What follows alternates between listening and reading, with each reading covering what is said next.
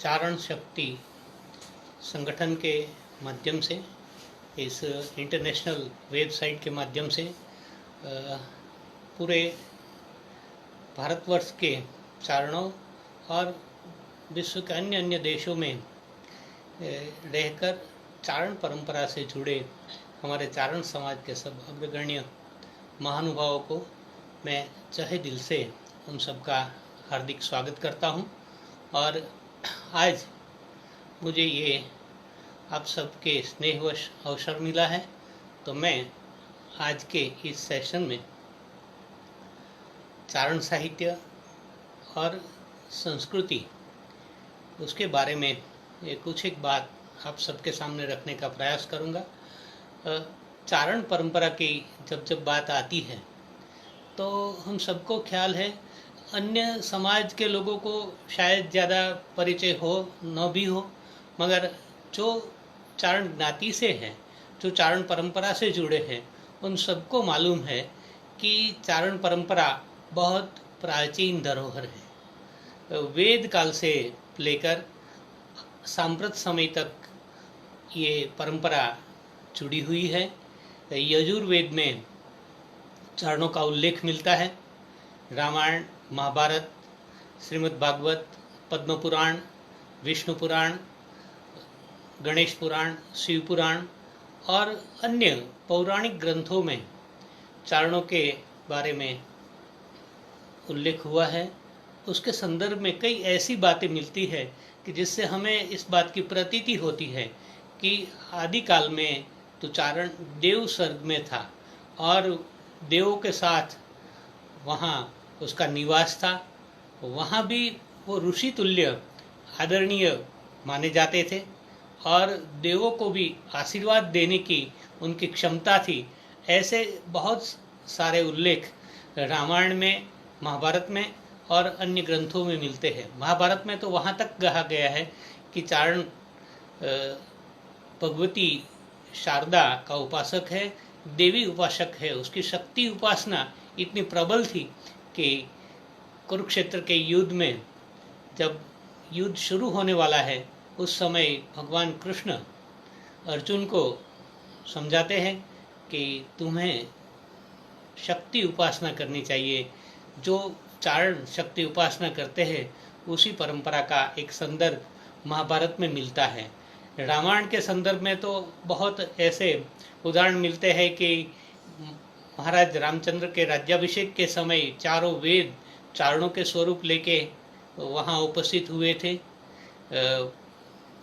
जो सीता जी का हरण हुआ उस वक्त उनको ढूंढने के लिए हनुमान जी जिस रास्ते से गए थे उस रास्ते को चारण चरित पथा, जो मार्ग से चारण चलते थे, जिस मार्ग से चारण आवागमन किया करते थे, उस मार्ग से, उस राह से हनुमान जी गए थे।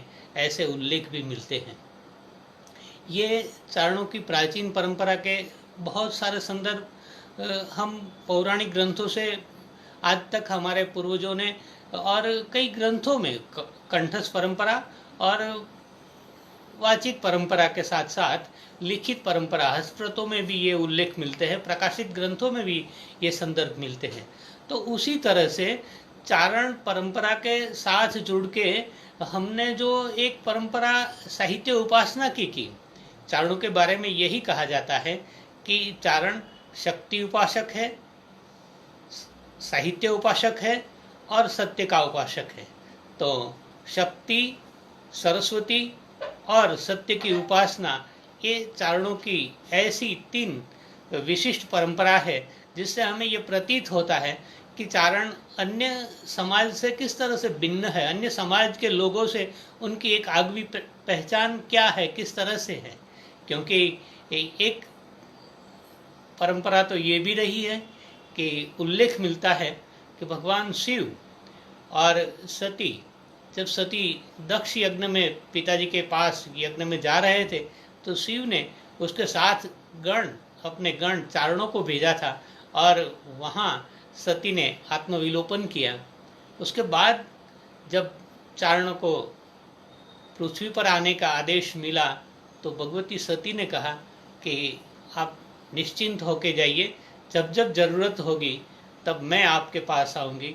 और चारण आज भी वो श्रद्धा के साथ जीता है कि जब हमें ज़रूरत होगी, जब हम आवश्यकता अनुसार माँ को पुकारेंगे तो ज़रूर ज़रूर भगवती हमारे लिए सहयोग करने के लिए, हमारी रक्षा के लिए आएगी। एक ऐसी दृढ़ श्रद्धा हमारे चारण समाज में आज भी है। और इसी तरह उसी परंपरा के उज्ज्वल अनुसंधान में हमारे वहाँ भगवती हिंगलाज, भगवती आई आवड़, आई खोड़ियार, आई नागबाई, आई चांकबाई, आई होलबाई, आई कर्णीजी, आई वरुड़ी, आई पीठड़ और आई राजल, कहाँ तक उन सब के नाम गिनवाए। बहुत ऐसी, जैसा हम कहे कि 9 लाख लोबड़ियाली ने चारण कुल में अवतार लिया है।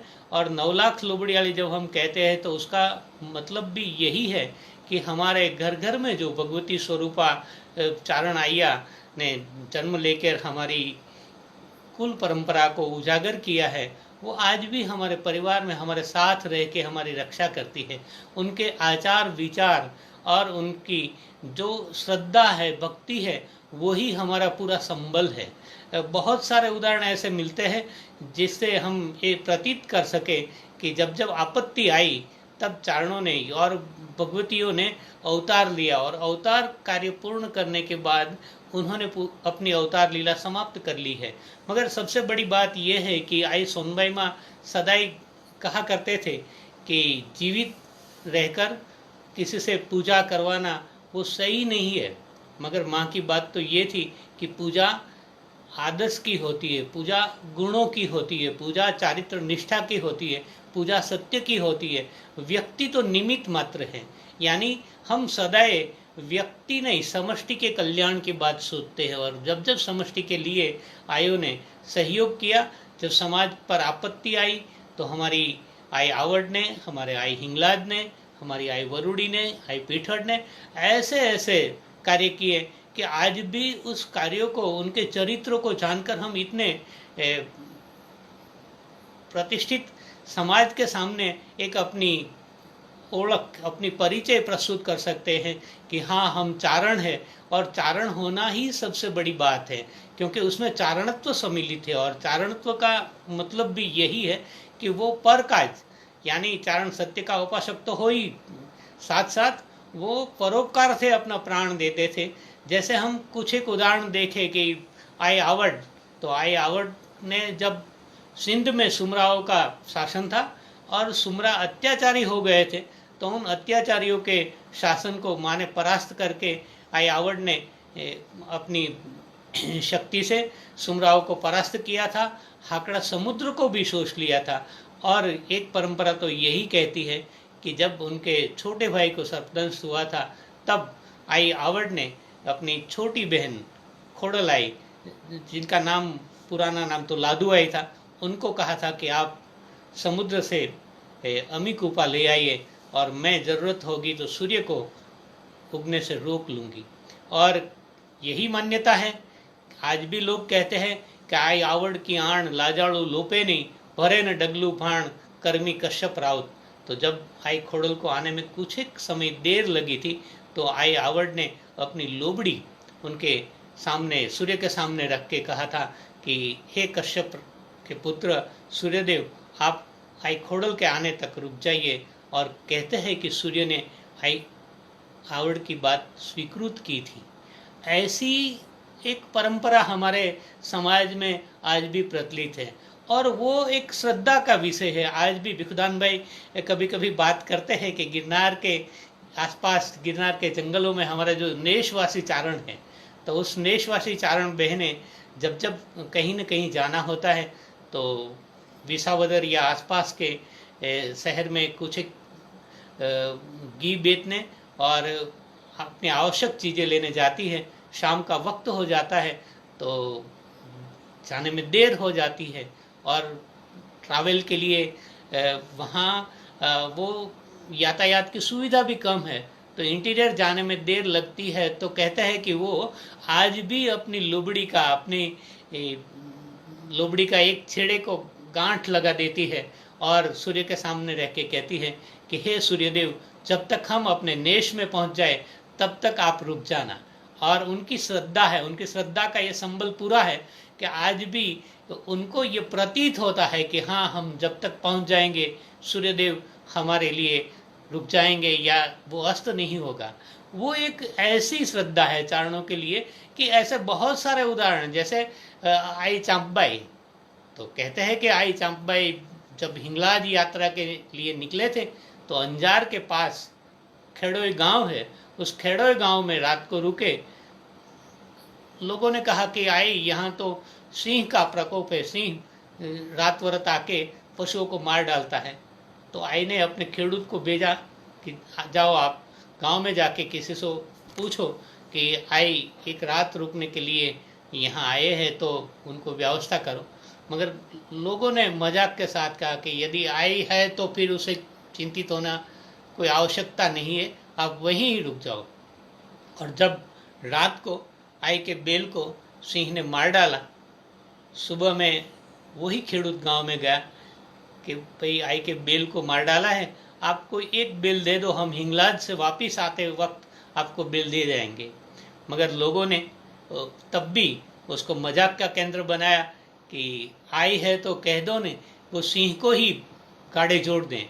और यही बात आज तक समाज में प्रचलित है। आज भी लोग उसी बात को श्रद्धा से मानते हैं कि आई ने उनको बुलाया कि ले आओ, आप सब देखो अब मैं सिंह को जोड़ती हूँ। और उन्होंने पास के जंगल में से अपने खेडूत के पास से परोना लेके जाके गए और वहाँ से लाके सिंह को गाड़े में जोड़ दिया। गांव के लोग भयभीत हुए कि आई हमें क्षमा कर दो, हमारी ये गलती हो गई, हमने आपको पहचाना नहीं, अब आप इसे छोड़ दो, हम आपको बेल देते हैं। आई ने फिर अपना स्वरूप शांत करके सिंह को तो छोड़ दिया। मगर गांव के लोग डर गए, इतने डर गए थे कि माँ एक की वजह से हमें एक रुपया कोई श्राप न दे, हमें कोई आपत्ति न आए। मगर हम सब चिंतित थे, हम सब परेशान हैं, क्योंकि हमारे वहाँ हर बार हर दिन ये सिंह कोई न कोई आपत्ति जताता रहता है। और आई ने उस पूरे गांव को दूध की धारावाड़ी दे दी थी। और कहते हैं कि आई चांपबाई माँ की चौकी की वजह से जब तक उस आसपास के प्रदेश में भी सिंह रहते थे, मगर वहाँ उस खेड़ोए गांव में नहीं आते थे। दोहा कहा गया है कि चोराड़ी चांपल तणी लोपे न कोई ली, एक हाथे बड़ दियो अने बीजे हाथे सिंह। मगर मुझे कहने में आनंद इस बात का है कि आज भी गिर के नेश में, छोटे छोटे नेश में, जहाँ आज भी पशुपालक चारण रहते हैं, गिर के जंगल में आज भी उन लोगों को पक्का मकान बनाने की परमिशन नहीं मिलती है। उनके पशुओं के लिए तो एक वाड़ा रहता है जो एक छोटी सी बाड़, और सिंह के लिए वो कोई ऐसी आपत्ति नहीं कि सिंह न आ पाए अंदर।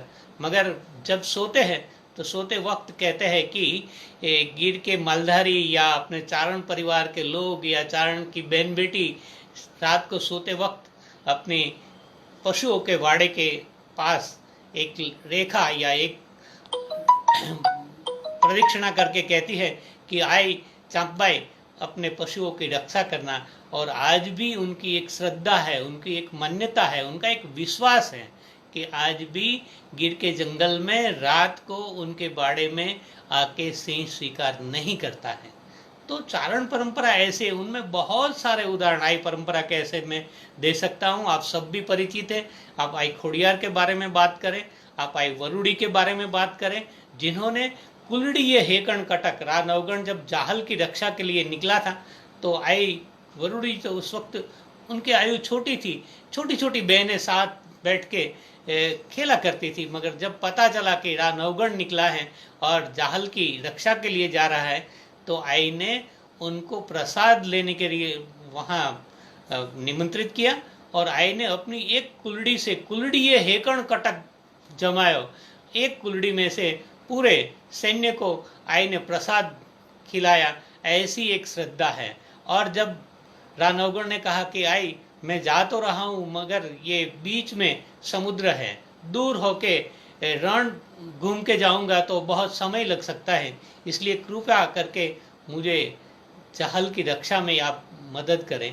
और आज भी ये श्रद्धा है कि आई वरुड़ी ने कहा कि आप जाओ, जब समुद्र के पास पहुंचोगे तो वहां आई पीठड़ आपको मार्ग बताएगी और मैं आपके भाले पे काली चकली बन के आऊंगी और आप विश्वास से समुद्र में अपने अश्व को चलाना।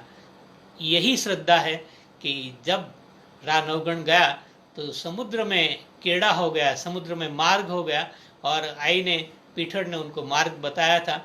आज भी पीठड़ गांव में आई पीठड़ का मंदिर है, आई वरुड़ी का मंदिर है और नवगण को सहयोग मिला। नवगण सिंध में जाकर जाहल को सुरक्षित बचा के वापिस आया था। तो ऐसी परंपरा है चारणों की। आई वरुड़ी के साथ, आई पीठड़ के साथ आप बात कर सकते हैं, आई करणी जी की। तो करणी जी ने राजस्थान में जो किया वो पूरे राजस्थान में, पूरे हमारे चारण समाज के लोग ने आज भी ये बातें प्रचलित है। आई करणी जी के मंदिर में आज भी जो काबा है उसकी कथा और उसके बारे में हम क्या कह सकते हैं, उसको हम अपने मानवीय अभिगम से कैसे सोच भी सकते हैं। क्योंकि कहते हैं कि जब लाखन का अंतकाल आया वो तालाब में डूब गया और जब उनके डेड बॉडी को लाया गया तो उनके परिवारजनों ने कहा कि आई आप उसकी सुरक्षा कीजिए। माँ ने कहा कि उसका अंतकाल आ गया, मैं क्या कर सकती हूँ। उन्होंने कहा कि नहीं माँ, आपको उनको बचाना ही चाहिए, वो आपका पोता है। और बहुत सबकी विनती सुनी, तब कहते हैं कि उन्होंने उसके बॉडी को मंदिर के अंदर रखवा दिया। और मंदिर के अंदर रखवा दिया इतना नहीं, 1 दिन 2 दिन 3 दिन 3 दिन बीत गए। कहते हैं कि एक दिन यम दूतों ने आके माँ को विनती की कि माँ आप कृपा करके उस जीवात्मा को हमें सौंप दीजिए, हम उस जीवात्मा को लेने आए हैं यहाँ से और हम उसको बिना ले जा नहीं सकते, और कृपा करके आप हमें उसे दे दीजिए, हम आपकी आज्ञा उठा भी नहीं सकते। आई ने कहा कि चलो मैं उसको यमराज के पास आके छुड़ाऊंगी। यमराज के पास गए, उनको कहा कि आप एक इस जीव को छोड़ दो। उन्होंने कहा कि माँ आप सही है, मगर यदि मैं एक जीवात्मा को मुक्ति दे दूंगा तो परिस्थिति तो ये हो जाएगी कि हमारा पूरी सृष्टि का क्रम बदल जाएगा और जन्म और मृत्यु की जो एक परंपरा चल रही है उसमें ये एक नया विघ्न आ जाएगा और ये ऐसा हो नहीं सकता।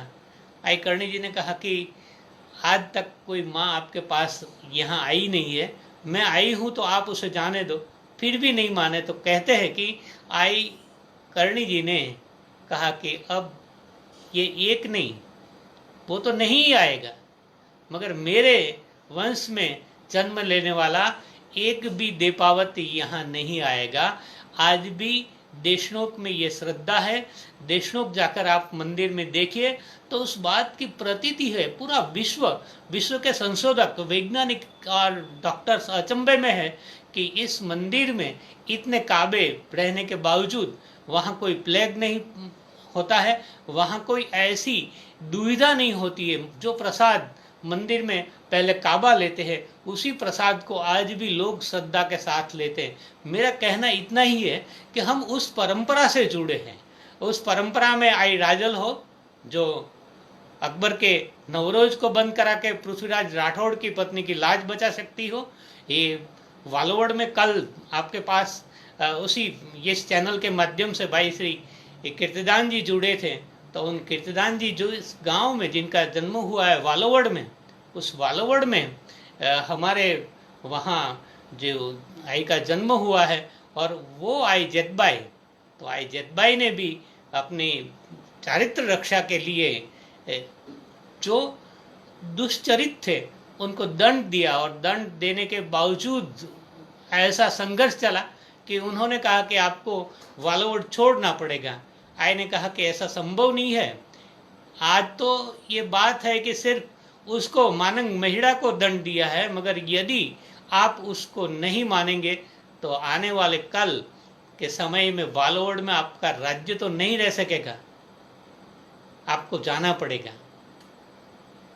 संघर्ष हुआ, वहाँ के मानंग महिड़ा का शासन गया। उनके पत्नी ने आके आई के रास्ते में एक बच्चा को रोता छोड़ दिया। आई वाछरू चराने पाने के लिए गई थी, वापिस आते वक्त उन्होंने तेड़ लिया बच्चे को रोते हुए और उनको आशीर्वाद दिया। तब उसकी माँ आई कि आई, ये तो आपका गुनहगार का बेटा है, आपने उसे आशीर्वाद दिया है। उन्होंने कहा कि हाँ, मैंने आशीर्वाद तो दिया है, मगर मेरा वचन मिथ्या नहीं हो सकता, आपको ये वालोवड़ छोड़ना पड़ेगा। वालोवड़ में तो आपका वंश नहीं रह पाएगा, और आज भी इतने सालों के बाद भी वालोवड़ में उनके वंशज रह नहीं सकते हैं। वो बाहर रह के यहाँ आई की पूजा करने के लिए आते हैं, मगर वहाँ रहना संभव नहीं है। आज भी वालोवड़ में ये हमें प्रत्यक्ष प्रमाण मिलते हैं। यहाँ पास में सरदार गांव है, राजकोट से करीब 30 किलोमीटर है, और वहाँ जो एक संघर्ष हुआ था उस वक्त एक बाकर शेख था, वो अत्यंत चारित्र भ्रष्ट था, और उसको संहारने के लिए आई ने जन्म लिया और उस चरित्रहीन बाकर शेख को मारा था। ऐसी भी एक कथा उसके दोहे मिलते हैं, उसका मंदिर भी आज है। तो ये सब बातें हमारी आई परंपरा से जुड़ी हुई है, और यहाँ तक कि आई सोनबाई, और आई सोनबाई माँ के बारे में कितना कहा जाए। आई सोनबाई माँ का बड़ा मंदिर मलड़ा में है, कनेरी में है, कच्छ में काठड़ा में बड़ा मंदिर बना हुआ है, और जहाँ जहाँ हमारे चारण समाज के लोग बसते हैं उस सब जगह पे आई सोनबाई माँ के मंदिर है। सोनल बीज की उजवनी होती है, महोत्सव मनाया जाता है, और वो ऑस्ट्रेलिया हो, अमेरिका हो, इंग्लैंड हो, दुबई हो, वहाँ भी आई सोनबाई माँ का उत्सव मनाया जाता है, सोनल बीज का उत्सव होता है। और आई सोनबाई माँ ने यही कहा था कि हमें चारणों को देव मान के लोग पूजा करते हैं, हमें आदर्श मानते हैं, तो हमें भी ये करना है कि हमें उस तरह से जो अपने चारित्र को, अपने व्यक्तित्व को विशिष्ट बनाना है। हम ऋषि के वंशज हैं, हम उस परंपरा के वंशज हैं, हम उस चारित्रशील परंपरा को उजागर करनी चाहिए, और उसी परंपरा को यदि हम उजागर करेंगे तब भी हमारा चारणत्व रक्षित होगा। और जब चारण परंपरा रक्षित होगी तब आगे जाके हम विश्व के सामने, विश्व हमें देवी पुत्र कहते हैं, हमें सरस्वती पुत्र कहते हैं, मगर उस सरस्वती पुत्र, उस देवी पुत्र को मान के जो आदर्श से हमें हमारी पूजा करते हैं या हमारे साथ श्रद्धा से रहते हैं, तो उस तरह का चारित्र हमारा भी दिखाना है। ये एक हमारा चारणत्व का पहला पहलू है। दूसरा पहलू है उसमें सरस्वती की उपासना। तो चारण समाज में जिस तरह से शताधिक भगवतियों ने आई ने जन्म लिया है, उसी तरह से चारण परंपरा में बहुत सारे कवियों ने जन्म लिया है। उसे आप ईशदास जी रोहड़िया कह लीजिए, उसमें नरदास जी बारठ को याद कर लीजिए, सूर्यमल जी मिश्रण को याद कर लीजिए, बांकीदास आसिया को याद कर लीजिए, केसरी सिंह जी बारठ को याद कर लिए। तो एक ऐसा समय है कि शताधिक चारण कवि जो ऐसे हैं कि जिनको राष्ट्रीय फलक पर याद किया जाता है, और उनको राष्ट्रीय एकेडमी की ओर से भी उनके ग्रंथ प्रकाशित हुए हैं। तो उनकी शताधिक कृतियों और सहस्राधिक रचनाओं ऐसी है जिनमें हमें चारणत्व का परिचय मिलता है। वो चारणत्व जिन्होंने अपनी एक छंद परंपरा रचित की, डिंगल के चारण छंदों को उन्होंने तैयार किया। 120 से ज़्यादा डिंगल गीत मिलते हैं, वो हमारे चारणी परंपरा के छंद है। यानी हमारा छंद शास्त्र अन्य से भिन्न है। वो ब्रज भाषा, वो डिंगल परंपरा और अपनी गुजराती सोरठी परंपरा, उस सब में ये चारण परंपरा के छंदों को संजोया जाता है। उनका अपना शब्दकोश भी अलग है, मगर सिर्फ भाषा के माध्यम से, सिर्फ छंद के माध्यम से चारण साहित्य अलग नहीं है। उसे सही मायने में देखें तो उसमें चारणत्व प्रकट होता है, और चारणत्व का मतलब यही है कि वो सत्य का उपासक हो, वो समाज को जब जब जरूरत हो तब उसे खरी खरी सुनाए, उसको सही मायने में सही पथ पर लाके चारण चाबुक का काम करें। क्षत्रिय तो हाथी है, मगर उस क्षत्रिय को सही राह पर चलाने का काम कोई करता है तो वो चारण करता है। इसीलिए कहा गया है कि चारण क्षत्रिय भाई है, चारण और क्षत्रिय भाई है।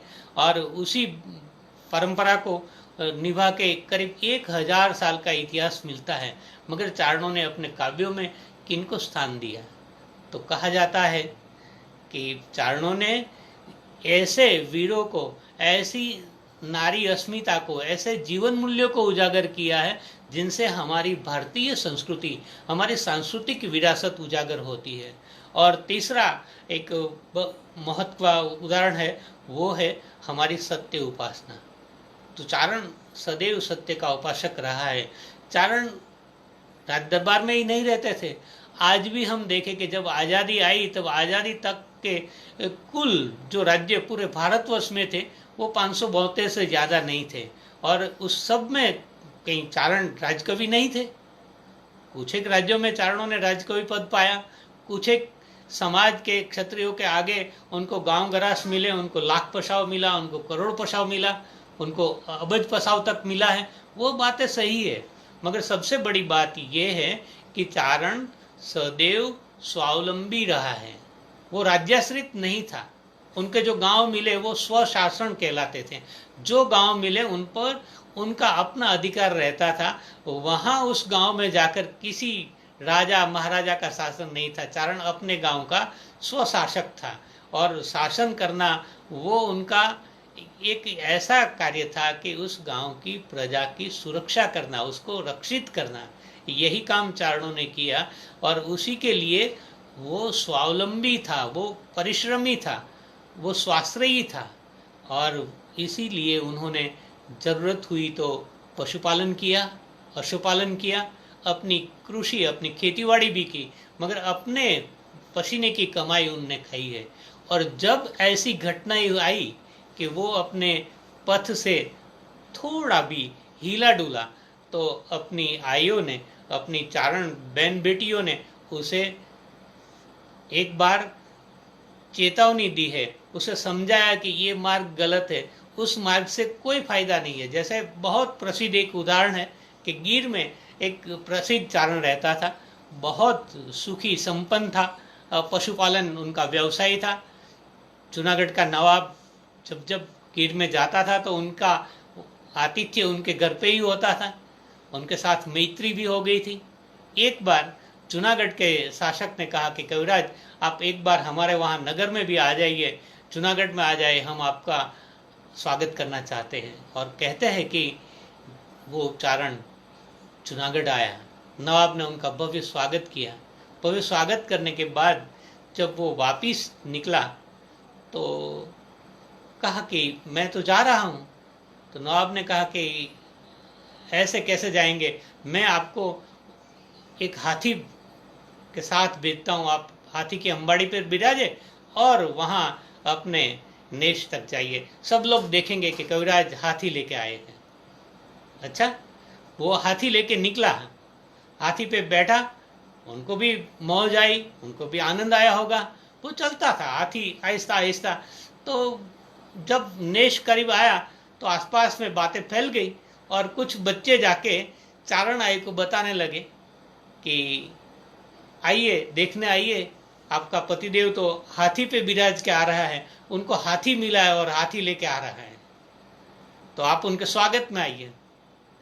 वो जो चारण आई थी, उनको समझ में आ गया कि ये बिना परिश्रम की बात, ये बिना परिश्रम वाला हाथी हमें नहीं चाहिए।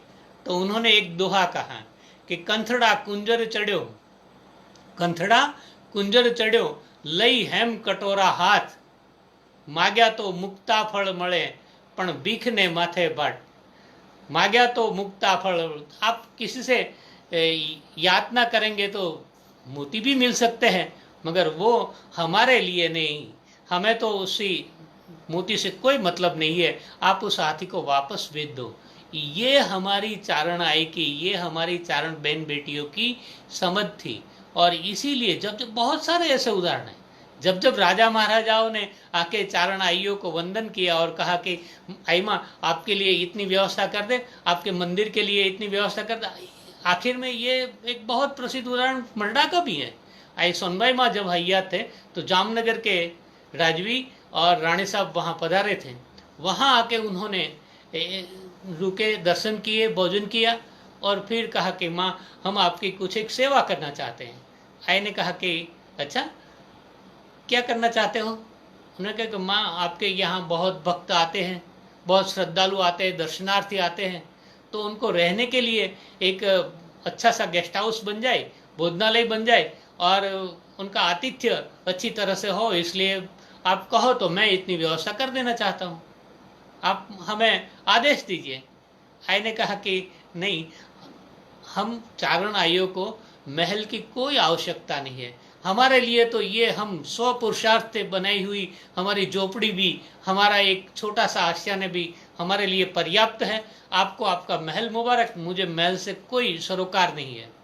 यदि आप चाहो तो, मेरे लिए तो कोई ज़रूरत नहीं है, मगर आप चाहते हो तो गांव के कुछ एक जो ज़रूरतमंद लोग हैं और कुछ एक बच्चे हैं तो उनके लिए, उनके पढ़ाई के लिए एक स्कूल वहाँ बनवा दो, मगर मुझे कुछ नहीं चाहिए। ये चारण आई परंपरा थी, उसी परंपरा को हम उजागर करते हैं, उसी परंपरा से हमें सीखना है और उसी परंपरा को हमें समझना है। काग बापू ने कहा है कि एने भरोसे रहवाई, तो ऐसी जो चारण आई है उसके भरोसे हमें रहना है, उसके विश्वास पे हमें जीना है कि हम किसकी संतान है, हमें क्या क्या मिला है उस चारित्र में। उस सब बातें हमारे साहित्य में आई है और सत्य की उपासना आई, तो उसमें सत्य उजागर करने के लिए जो संघर्ष करना पड़ा वो चारण कवियों ने किया, वो चारण समाज के लोगों ने किया और वो इस तरह का संघर्ष भी किया कि उन्होंने राष्ट्र के लिए, अपने समाज के लिए, अपने आसपास के लोगों के लिए बलिदान भी दिया जब जरूरत पड़ी।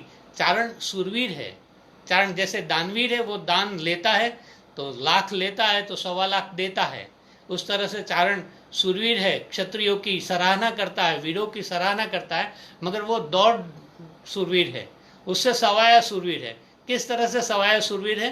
तो हमारी चारण परंपरा में आज भी जब बच्चे का जन्म होता है तो उसकी छठी के दिन उसके पूजा के स्थल पे, उस पूजा के चीज़ों के साथ साथ एक कलम और एक कटारी रखते, तो कलम और कटारी दोनों एक साथ हो, ऐसी परंपरा विश्व में सिर्फ चारणों की है। वहाँ कलम भी है, वहाँ कटारी भी है, यानी वो काव्य रचना भी करता है, काव्य सृजन भी करता है, और जब अवसर आया तब अपने हाथों में तलवार लेके, कलम छोड़ तलवार लेके वो युद्ध भूमि में भी जाता है। संहार भी उन्होंने किया, युद्ध भूमि में जाके संघर्ष भी किया, मगर सबसे बड़ी बात यह है कि चारण ने निज स्वार्थ के लिए, अपने स्वार्थ के लिए कुछ नहीं किया। उन्होंने जब अपने सामने कोई आपत्ति आई, अपने सामने कोई अन्याय आया, तो अन्याय के सामने उसे शस्त्र उठा के किसी का प्राण लेना स्वीकार्य नहीं है। तो उसके समय चारण अपनी कटारी से अपने देहोत्सर्ग करते थे, अपने प्राण का त्याग करते थे। हमारी बहन बेटियां भी इज्जत बचाने के लिए अपने देह को त्याग करती थी। चारित्र रक्षा की गई है, उसके लिए संघर्ष हुआ है, क्योंकि विश्व तो नियत देव और दानव से बना हुआ है। यहाँ सद और असद है ही है। जब हमारे सामने राम है तो उसके पास रावण है ही है, जब हमारे सामने कृष्ण है तो उसके समय में दुर्योधन और दुशासन है ही है। मगर दुर्योधन और दुशासन से रक्षा करने के लिए कृष्ण है, रावण से रक्षा करने के लिए राम है। और उसी तरह समाज में जब जब आपत्ति आई तो उस आपत्ति के समय रक्षा करने के लिए हमारी भगवतियों ने सबसे पहले आगे कदम उठाया है। उन्होंने समाज की सुरक्षा की है। समाज की सुरक्षा के लिए आवश्यकता हुई तब चारणों ने बलिदान दिया, धरना किया, त्रागा किया। तो ये सत्याग्रह की परंपरा है, वो विश्व में सबसे विशेष उजागर करने में चारणों का योगदान है। हम कहते हैं महात्मा गांधी जी ने सत्याग्रह किया, मगर महात्मा गांधी जी से पहले भी सत्याग्रह की परंपरा चारण समाज में थी। उसके बहुत सारे उदाहरण मिलते हैं। स्वतंत्रता के लिए, अपने हक के लिए जूझना, अपने हक के लिए प्राण त्यागना, वो एक चारणों की विशिष्ट परंपरा रही। उसके बहुत सारे उदाहरण में से एक उदाहरण ऐसा भी है कि जोधपुर महाराजा, उसके माता जब द्वारका जा रहे थे दर्शनार्थ से, उस दर्शनार्थ से द्वारका जा रहे थे, बीच में उसके एक बेल को सर्प ने काटा, बेल मर गया। उसके गाड़ी वाले ने जाके एक चारण का बिल ले आए और उसे बिना पूछे वो जोत दिया। चारण आया कि आप मुझे पूछे बिना मेरा बिल नहीं ले सकते। उन्होंने कहा कि ये तो राजमाता है, ये उनका राज्य है, उनका राज्य है, मगर मैं चारण हूँ, मेरा अपना गांव स्वशासन है, आप बिना पूछे ले जा नहीं सकते। आइमा है, राजमाता है, तो मैं खुशी से बिल देता हूँ। वो ले गए, द्वारिका गए, दर्शन करके आए। राजा को कुछ एक लोगों ने, चाटुकार लोगों ने उसके कान बम्बेर दिए कि ऐसा हुआ ऐसा हुआ। उन्होंने कहा कि चारणों की ये हिम्मत, तो उनको जोधपुर छोड़ना पड़ेगा। उन्होंने कहा कि कोई बात नहीं, हम अन्याय के सामने जूझेंगे। पूरा चारण समाज इस बात के लिए संगठित हुआ और मुझे कई ऐसी मैन्युस्क्रिप्ट भी मिली है कि चारण जब धरना करते थे, चारण जब त्रागा करते थे, तो उस धरना का, त्रागा का भी लिखित करार होता था। ऐसे करार की एक परंपरा है, कुछ एक वर्ण लिखी परंपरा है कि चारणों को पता चले कि इस गांव से गए हैं और वहां कोई त्रागा धरना चल रहा है, तो अनजान चारण भी उस त्रागे के माहौल में जाके बैठ जाता था। वो अपना जान न्योछावर करने के लिए तैयार हो जाता था। जोधपुर महाराजा ने कहा कि यहाँ तो धरना होने नहीं देंगे, तो उसी के नजदीक के परिवार के स्वजन गोपाल दास जी चांचावत, उन्होंने कहा कि चलो चारणों को धरना भी नहीं करना देंगे। अरे ऐसे क्या हो सकता है, मैं अपने गांव में ले जाकर उनकी रक्षा करूंगा। और गोपाल दास जी चांचावत उनको अपने गांव आउवा में ले गए। आउवा में 1200 से ज़्यादा चारणों ने धरना किया और उस वैश्विक घटना को आज भी लोग याद करते हैं। आज भी आउवा में ये स्मारक बना है। ये लखाव साहब जब मिनिस्टर बने थे तब उन्होंने आउवा में ये पूरे संगठन को साथ लेके, पूरे राजस्थान की राज्य सरकार को साथ लेके आउवा का एक स्मारक बनाया है और हर साल वहाँ एक संगठन मेला भी होता है। सही बात यह है कि हम त्याग बलिदान समाज के लिए करते थे, अपने स्व के लिए नहीं। स्व सुख के लिए चारणों ने कभी संघर्ष नहीं किया। चारणों ने हथियार उठाए तो सामने रक्षा के लिए। जब कोई बहन बेटी की इज्जत का सवाल था तो चारण लड़ा है। चारणों ने प्राणांत तक संघर्ष किया है, मगर उस घटना तक हमने अपना निजी स्वार्थ केंद्र में नहीं रखा है। ये एक वैश्विक घटना चारण साहित्य के संदर्भ में है, तो पूरे चारण साहित्य को यदि हम ध्यान में ले और उसको देखें तो उसमें सांस्कृतिक घटनाएं सबसे ज़्यादा है।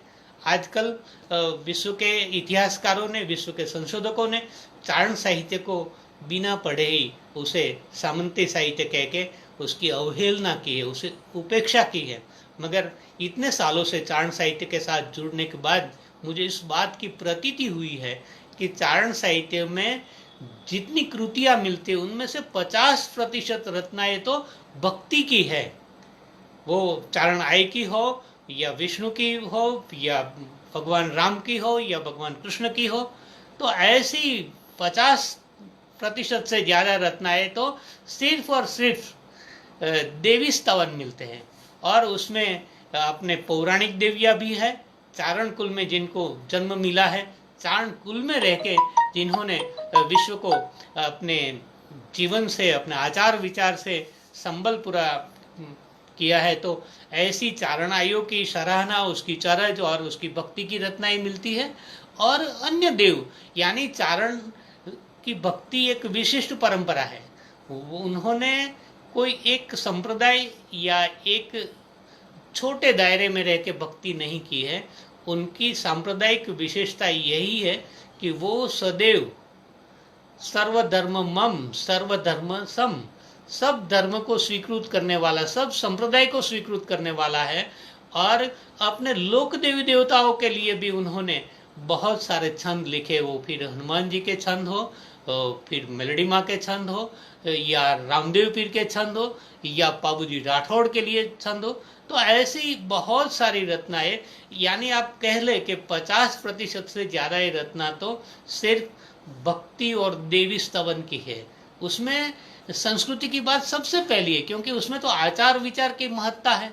आप देखिए, हरिरस हरिरस के दो चार दोहों से भी आपको इस बात की प्रतीति हो सकती है कि हरिरस में ईसुदास जी ने जो समझाया, कहते हैं कि हरिरस है वो तो महाभारत का अर्क श्रीमद् भगवत गीता जी है, और भगवत गीता जी का कोई एक अर्क हो, उसका एक ऐसा नवनीत हो जो समाज के शिक्षित और समाज के अशिक्षित वर्ग दोनों को, यानी लोक और श्लोक को यदि संजोना है, उसको सेतु बनाना है, तो वो काम चारणों ने किया है।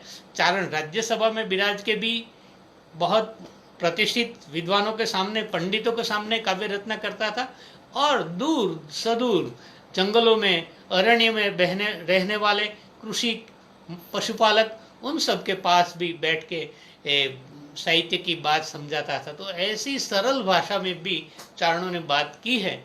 हरिरस में ईसुदास जी ने यही कहा कि भाग्य बढ़ो तो राम भज, भाग्य बढ़ो तो राम भज, वखत बढ़ो कछु दे, अकल बड़ी उपकार कर, जन्म धर्या फले। आपका भाग्य बड़ा है, आपका प्रारब्ध अच्छा है, तो आपको किसी का कल्याण करना चाहिए। भाग्य बढ़ो तो राम भज, वखत बढ़ो कछु दे। आपका अच्छा समय आया है तो आपको किसी को कुछ न कुछ दान करना चाहिए, किसी के लिए कुछ सहयोग करना चाहिए। अकल बड़ी उपकार कर, आपके पास यदि प्रभु ने कोई अच्छी बुद्धि दी है तो आपको विश्व कल्याण का सोचना चाहिए। आज हम देखते हैं कि विश्व संस्कृति की बजाय यंत्र की तरफ आगे बढ़ता है, और वो यंत्र मानव सा बन गए हैं। आज इनके पास इतने अस्त्र शस्त्र है। आज ही दिन में समाचार आया कि चीन ने अटैक किया है। संघर्ष करना है, सबको अपनी सत्ता के लिए संहार करना है, सबको सत्ता चाहिए। अपनी सत्ता प्रतिष्ठा के लिए वो विश्व की अन्य प्रजा को प्रताड़ित करते रहते हैं। वो आज की हमारी एक सनातन समस्या है। वो सिर्फ आज की नहीं है, वो सृष्टि के आरंभ से शुरू हुई है। इसीलिए और लोग शस्त्र बनाते हैं, बच्चों को दूध पिलाने के लिए व्यवस्था नहीं है, हॉस्पिटल के लिए व्यवस्था नहीं है, और शस्त्र परमाणु बम अणु बम बनाते हैं। आज विश्व के पास इतने अणु बम है, इतने परमाणु बम है, इतने बीजाणु बम है कि चाहे तो वो 1000 बार पूरी पृथ्वी का विनाश कर सके। इतनी यांत्रिक वैज्ञानिक शक्ति से उन्होंने शस्त्र अस्त्र बिछा दिए हैं, मगर करेंगे क्या? मानव कल्याण की बात तो उसमें है नहीं।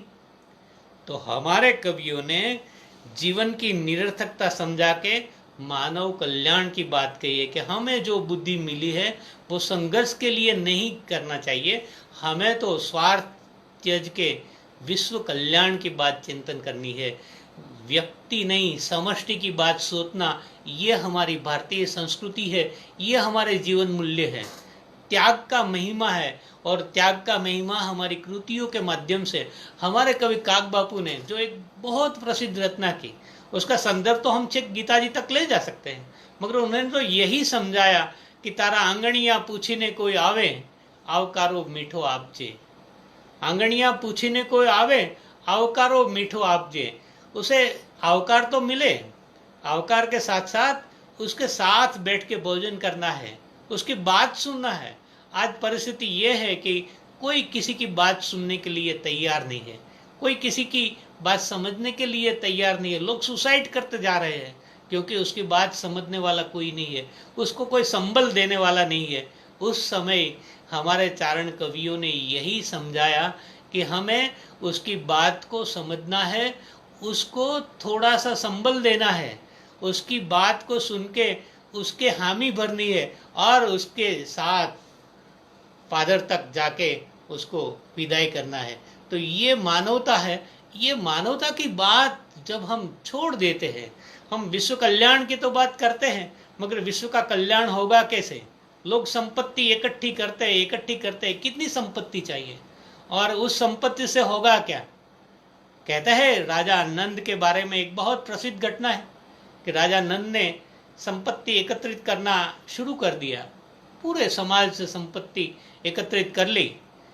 इतना शोषण किया कि फिर पता लगा कि अब किसी के पास एक पैसा भी नहीं है। तो उन्होंने अपने मंत्रियों को कहा कि यदि पैसा है ही नहीं पता कैसे चलेगा? तो क्या ऐसा कर सकते हैं कि एक सांड को लेके बाजार में बिकने के लिए बेच देते हैं कि एक दोकड़े में एक सांड बेचने वाले हैं, कोई खरीदार होगा, पैसा होगा तो खरीदेंगे।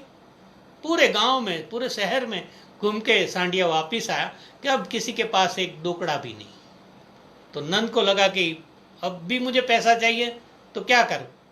तो उन्होंने कहा कि अब तो पैसा कहीं मिल नहीं सकता। मगर उनके कुछ एक लोग थे, उन्होंने बताया कि हाँ एक ऐसा सोर्स है। तो कि क्या है?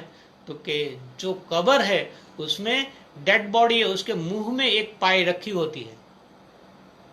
तो कागबापू ने लिखा कि नन्नू नाणु आखरे जलमा जोखमाणु, कब्रो खोदीन दोकड़ा काढ़ा मर्दा ना मुख माई। मर्दा के मुख में से पैसा निकाल लिया, फिर भी उसको संतोष नहीं हुआ। और जो असंतुष्ट है उसको तो किसी पे विश्वास भी नहीं होता है। तो उन्होंने अपनी सब संपत्ति दरिया में जाके रख दी थी। उसके लिए एक हार्ट की मंत्र बना के रखी थी। किसी को लगता था कि ये कहाँ जाके संपत्ति डालता है, किसी को पता नहीं। और फिर एक दिन ऐसा आया कि उन्हीं की रानी ने उसकी इस हटकी को बदल डाली। वो गया समुद्र में, तो उस समुद्र में मार्ग नहीं हुआ। समुद्र में मार्ग नहीं हुआ तो वो चिंतित था, परेशान था, पागल सा हो गया कि मेरी संपत्ति लूट गई, मेरी संपत्ति लूट गई। तो ये सब व्यर्थ है, क्योंकि मृत्यु निश्चिंत है, मृत्यु अवश्यंभावी है। हमारे चारण कवियों ने, बहुत सारे कवियों ने इस बात का एहसास कराया है कि भाई जीवन है, जीवन के बाद मृत्यु है, और मृत्यु के वक्त हमारे साथ कुछ नहीं आने वाला है। उम्र बधी उपाड़ेल नहीं, पाताई सरखो बार। એને સ્મશાનમાં સુડાવવામાં આવે ત્યારે પરિસ્થિતિ શું થાય છે, પરિસ્થિતિ કેવી બને છે? તો કે એને ધીંગા ખોડસ દરાર साबट खड़क्या शामड़ा। मगर उसकी डेड बॉडी पर तो बड़े बड़े लकड़े के ऐसे ऐसे लकड़ी रख दी उस पर वजनदार कि वो उनका डेड बॉडी हिल न पाए। तो जीवन ही व्यर्थ है, जीवन निरर्थक है, मृत्यु निश्चिंत है। तो हम क्यों संस्कृति की ओर न आगे बढ़े, हम क्यों मानवता की? तो चारणों ने सदैव अपने साहित्य के माध्यम से मानवता का एहसास कराया है। वो मानवता का उपासक है, वो एक एडवोकेटिंग करता है, वो मानव जीवन मूल्यों का रक्षक है। मानव जीवन मूल्य की महिमा है, चारित्र की महिमा है, शील की महिमा है। और चारित्र के लिए, सत्य के लिए, शील के लिए जब जब उन्होंने समाज पे आपत्ति आई देखी, तो उन्होंने समाज को जागरूक किया, समाज को समझाया।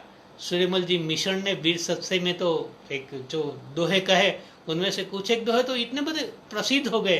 ईला न देनी आपनी हालरिये हलुराय, ईला न देनी आपनी हालरिये हलुराय, पुत्र सिखावे पारने मरण वड़ाई माई। वो कहते हैं कि ईला वो अपनी मातृभूमि नहीं देंगे। ईला न देनी आपनी हालरिये हलुराय, माँ अपने बच्चों को कहती थी कि आप अपनी मातृभूमि है वो किसी को नहीं देना। मातृभूमि के लिए मरना भी पड़े तो ये मरना, क्योंकि वो एक धरती का टुकड़ा नहीं है, वो हमारी आन बान और शान है। महाराणा प्रताप और अकबर का जो संघर्ष हुआ, उनमें बात तो यही थी कि महाराणा नित्य स्वमान के लिए लड़ते थे।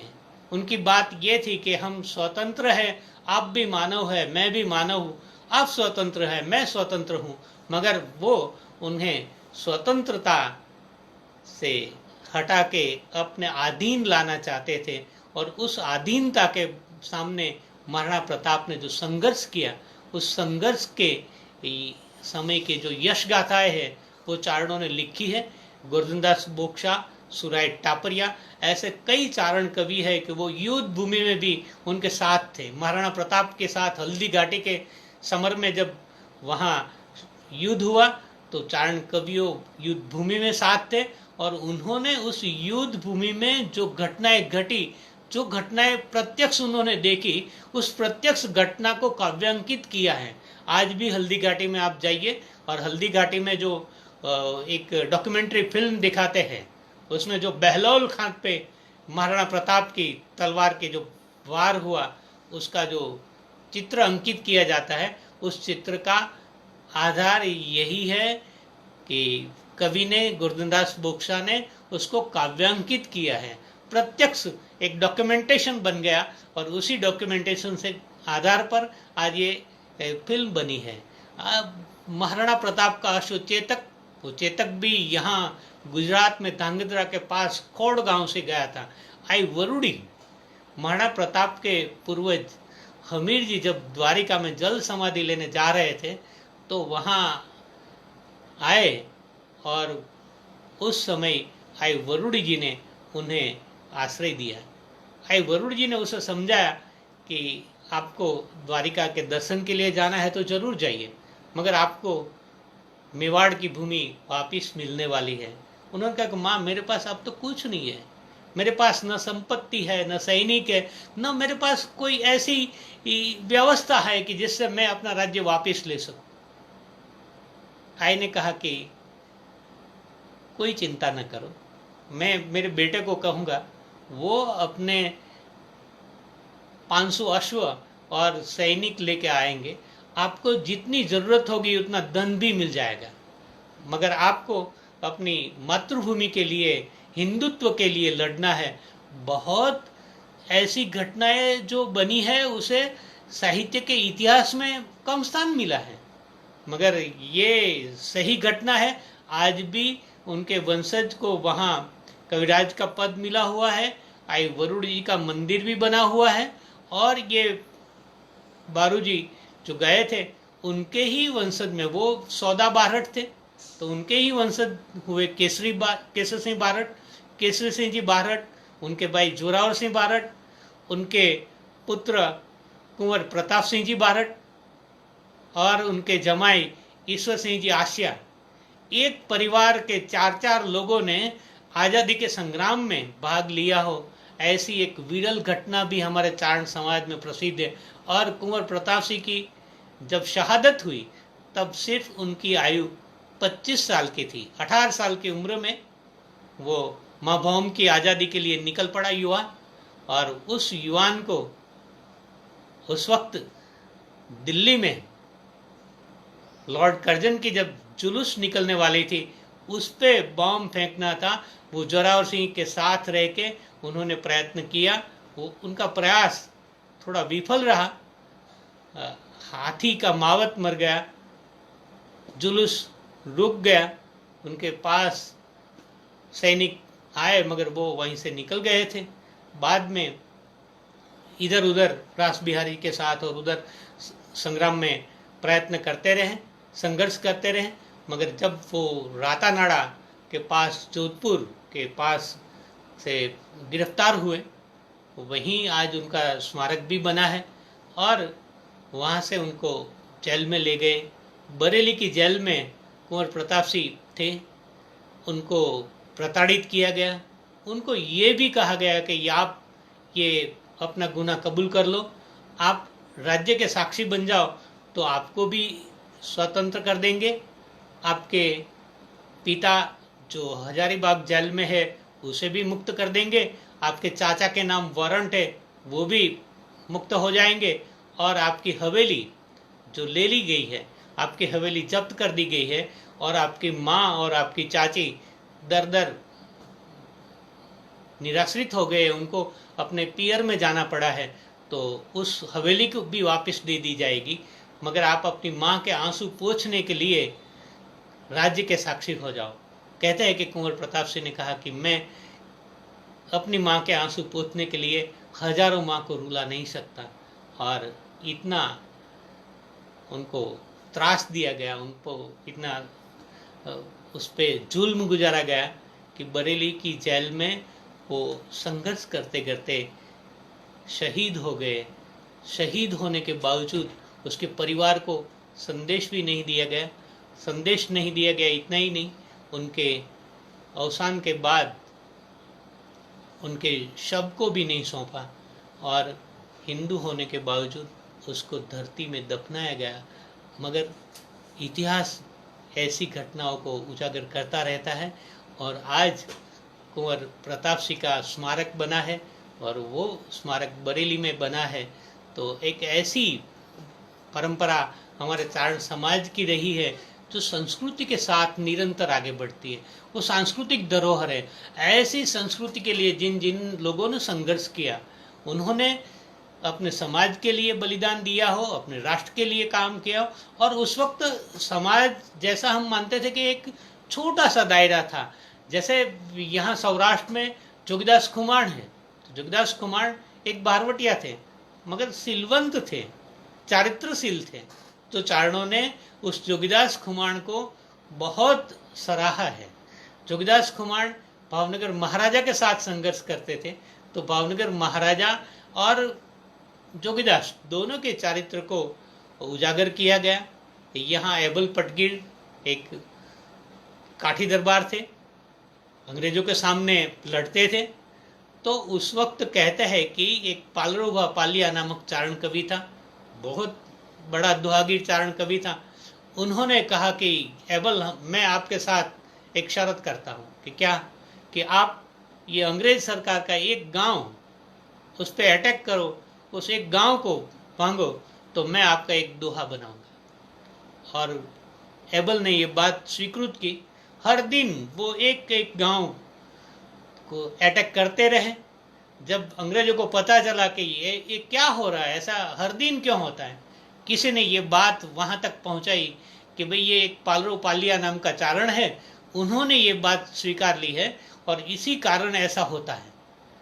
तो फिर उन्होंने कहा कि हम एबल पटगीर के पहले उस चारण पालरो पालिया को गिरफ्तार करेंगे। उन्होंने कहा कि वो गिरफ्तार होंगे नहीं। क्यों? तो कि उनको तो पूरे पंचाल के काठी दरबारों का साथ है, वो उनको आश्रित रखेंगे अपने यहाँ, उसको गिरफ्तार नहीं होने देंगे। उन्होंने कहा कि तो पहले ऐसा आदेश करो कि जिस काठी दरबार के राज्य से वो मिले उसका राज्य गिरफ्तार कर लेंगे, उसका राज्य खालसा कर देंगे। पालरों ने तब भी संघर्ष नहीं छोड़ा और उसको वीरा खवड़ ने अपने वहाँ नौली में आश्रय दिया। वो वहाँ रहे करीब 17 साल। पालरोभा पालिया वीरा खवड़ की डेली पे रहे। दिन में वो जंगल में चले जाते थे, रात को वो आके वहाँ सोते थे, उनके लिए पूरी व्यवस्था थी। और वीरा खवड़ और उनके दोनों बेटे उनकी रक्षा के लिए पूरी रात पहरा देते रहते थे। इतना 17 साल संघर्ष करने के बाद भी जब एबल पटगीर एक बार अंग्रेजों की सैनिक टुकड़ी से गिरे गए और उंडवा के वोंकड़े में उनका अवसान हुआ, शहीद हुए, लड़ते लड़ते मारे गए, वीरगति पाई। तो पालरोभा को समाचार मिला कि एबल पटगीर ने वीरगति पाई है। तो पालरोभा वहाँ जाके उसका जो जिस स्थल पे मृत्यु हुआ था वहाँ उसके पालिया बनाया, उसका एक छोटा स्मारक बनाया और वहाँ जाके उन्होंने एबल पटगीर के दोहे बनाए। तो ये ऐसी बातें हैं कि जिससे हमें प्रतीत होता है कि वो संस्कृति के लिए संघर्ष कर रहे थे, वो जीवन मूल्यों के लिए कर रहे हैं। उसे ये कोई बातें ऐसी नहीं है कि मैं किसी के लिए करूँ, वो सिर्फ प्राप्ति के लिए नहीं है। एक उसका एक अंतिम 2 उदाहरण देके मैं अपनी बात पूर्ण करूँगा। एक तो आई सोनबाई माँ मल्डा, और उससे पहले जो सोनबाई माँ हुए वो सोनबाई आई सराकड़िया नेश में हुए थे। सराकड़िया नेश के आई सोनबाई के समय में जूनागढ़ के नवाब ने आसपास के गीर में रहने वाले लोगों की, पशुपालक लोगों के पशुओं की मसवाड़ी लेना शुरू कर दिया। और मसवाड़ी का कायदा ऐसा कठोर बनाया कि कोई पशुपालक की भैंस या गाय चौमासा के भीतर मर जाती भी थी तो वो तो उसकी मसवाड़ी छोड़ते नहीं थे। उसके सैनिक आते थे और वो कहते थे कि आपकी 15 गाय या भैंस थी, उसको आपको मसवाड़ी देने चाहिए। उन्होंने कहा कि भाई 15 नहीं, अब 10 तो मर गई है, तो कि मरेली भैंस की भी मसवाड़ी देनी चाहिए। काक बापू ने एक काव्य लिखा है, सांभर्यो सांभर्यो मने शीतळा केरो कोक, मुवानी मसवाड़ी મને રાજની સાંભળી। અને इस बात से नाराज होके, इस बात से कोपित होके उस सब का प्रतिनिधित्व करके आई सोनबाई माँ सराकड़िया से पाड़ा पे बिराज के, पाड़ा पे बैठ के जूनागढ़ आए। पाड़े रे बेसीने माते नवाबने પડકાર્યો અને नवायो जूनागढ़ नवाब। जूनागढ़ नवाब ने उसे इस बात की प्रतीति कराई कि आपका ये वलन अन्यायकारी है, आप पशुओं को आपके गिर के जंगल में रहने के बजाय उसको परेशान करते हो, ये न्याय नहीं है, ये न्यायोचित नहीं है। और माँ की उस बात समझकर नवाब ने गिर के पशुपालकों की मसवाड़ी बंद करवा दी थी, मगर दुर्भाग्य से नवाब के कहने की बात और माँ से जो बात हुई थी उसका कुछ एक बिन अर्थघटन करके वहीवटकारों ने, व्यवस्थापकों ने या उसके मंत्रियों ने माँ की यानी सराकड़िया नेश के लोगों की मसवाड़ी बंद कर दी, बाकी के लोगों की मसवाड़ी रही और माँ का देहावसान हो गया था। तो फिर मगर ये अन्याय के सामने, और जब पाकिस्तान हुआ तब ये नवाब जाना चाहते थे पाकिस्तान में, तो उस वक्त भी कहा गया था, काकबापू ने लिखा है कि मने एवा रे एवा सोनला आवे, मोहब्बत खान ने मात समझावे। मोहब्बत खान पाकिस्तान के लिए मिलना चाहते थे, उसे ऐसा लगता था कि माँ सोनबाई उसको समझा रही है कि आपको पाकिस्तान में नहीं जाना चाहिए, मगर नियति है वो तो जीवन मूल्यों के लिए, संस्कृति के लिए चारणों ने सदैव संघर्ष किया, और संस्कृति के लिए जो संघर्ष किया उस संघर्ष की सब बातें चारणों ने अपने साहित्य के माध्यम से, अपने चरित्र के माध्यम से समाज में प्रस्तुत की है। जब जब आवश्यकता हुई तब वो सबके आगे चला है, न्याय नीति के पथ पे आगे चला, चारित्रशीलता के पथ पे आगे चला, उदारता के पथ पे आगे चला। चारण और क्षत्रिय के जो पारिवारिक संबंध है उसमें करीब करीब 1000 साल से हमें इस बात का एहसास होता है, इस बात के पूरे प्रमाण मिलते हैं कि आज भी क्षत्रिय चारण को इतने आदर से देखते हैं, उसके साथ आदर से व्यवहार करते हैं। आज भी राज परिवार में, राजगढ़ में या राज कचहरी में और रानीवास में जाने पर चारण पे कोई रिस्ट्रिक्शन नहीं है, मगर मुझे कहने दो कि 1000 साल में चारणों ने अपने चारित्रशील व्यक्तित्व को कितना दृढ़ बनाया होगा कि 1000 साल में ऐसी कोई दुर्घटना नहीं घटी है, ऐसी कोई नौबत नहीं आई है कि लोग उस बात पे शंका करने लगे। तो ऐसा चारणों का व्यक्तित्व है, ऐसी चारण परंपरा है। उस चारण परंपरा के कुछ एक बातें समय के मुताबिक आपसे करने का मुझे अवसर मिला, इसलिए मैं चाहे दिल से ये चारण शक्ति संगठन का वेबसाइट के चलाने रहे भाई श्री ये भगवतदान जी, सुमित्रा बेन और नारायण सिंह जी, सबका चाहे दिल से आभार व्यक्त करता हूँ। और अखिल भारतीय चारण महासभा जो एक अंकु ऐसी प्रेरणा से शुरू हुई थी 2011 में, आइमा ने जब चारण सम्मेलन बुलाया तब चारण सम्मेलन में उन्होंने देवल साहब को, लखावत साहब को, मोतीदान जी को, मुझे और गिरीश भाई और बहुत सारे समाज सेवी लोगों को एकत्रित करके कहा था कि हमें चारण समाज को संगठित करना चाहिए, उसके लिए एक संगठन बनाना चाहिए। और इस तरह से अखिल भारतीय चारण महासभा की पुनः स्थापना हुई थी। दिल्ली में उनका संगठन रजिस्ट्रेशन भी करवाया गया। 9 स्टेट के लोगों को हमने वहाँ दिल्ली में एकत्रित किया था, और राकेश भाई के घर पे जो राम कुमार कोचर थे जिन्होंने दिल्ली में विश्व चारण केंद्र की स्थापना की थी, तो उसी राम कुमार कोचर के घर पे जो विश्व चारण केंद्र का प्रारंभ हुआ था, उसी घर का एड्रेस से ये अखिल भारतीय चारण महासभा की शुरुआत हुई। सबने साथ मिलकर कार्य किया, और अब देवल साहब के मार्गदर्शन में और आई श्री की प्रेरणा से, आई देवल माँ की प्रेरणा से, आई कंकु माँ की प्रेरणा से सब लोग साथ मिलकर कार्य कर रहे हैं। पूरे भारतवर्ष के चारण समाज यानी कच्छ हो, गुजरात हो, राजस्थान हो, मालवा हो, हरियाणा हो, महाराष्ट्र हो, इवन ऑस्ट्रेलिया, इंग्लैंड, अमेरिका, सब जगह के चारण इस वेबसाइट के माध्यम से, उस संगठन के माध्यम से जुड़े हैं।